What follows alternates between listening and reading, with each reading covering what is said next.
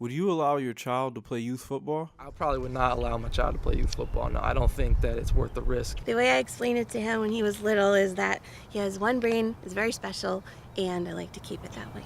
If someone's passionate about something, you can only kind of guide them and say, here's all the information, but you need to make the best decision. That's a really easy question for me, and I absolutely would not let my son play football, even given the fact that that's what got him into Yale University.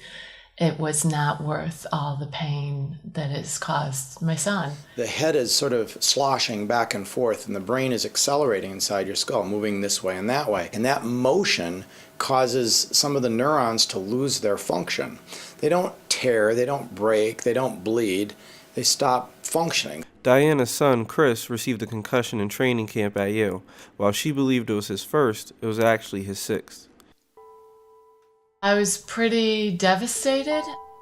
I felt like we had very open lines of communication. We had talked about concussions. He knew how concerned I was about them and that it was something that you report. But since that time, I've learned a lot about the culture of resistance to report concussions. And it was very much a culture of you're soft, you're weak, you're an embarrassment, and you need to be a good team member, and we need you on the field. Today, Chris speaks out to young athletes about the dangers of playing through concussions.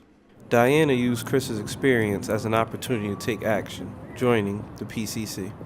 The PCC is the Parents Concussion Coalition, and we were formed from a group of parents who had children with life-changing concussions and felt a need to implement basic safety standards to reduce the risk of concussion and to manage concussions when they happened.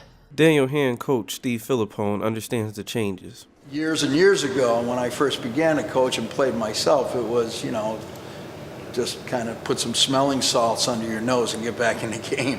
And that wasn't the right way to handle it. All the football coaches had to do an extra module, it's called, which was a refresher on the concussion management protocols. And then we had to look at the new regulations that have been established, and in terms of contact minutes, in terms of we have things now, for example, where if we scrimmage, we have to have a certain amount of recovery time between scrimmages. So the only way a kid will get back in the game is if there's a trained medical professional available who's going to make that call to return him to play. I would never make that call and don't want to. I think the main thing is parents really need to step up and ask more questions and make sure that children are in a good and safe situation. What is your philosophy on contact practice? Do you have a limit on contact practice? Is there an athletic trainer? Questions like that I just wouldn't take for granted anymore. That's not a fight we're going to win, and we recognize that. We need to do what's right, but we also need to protect as much of the heart of the game as we can, because if it becomes something that's unrecognizable to us, the people who have been in it and love it, then what's the point of doing it? We can call it something else. Knowing what you know, would you allow your child to play youth football?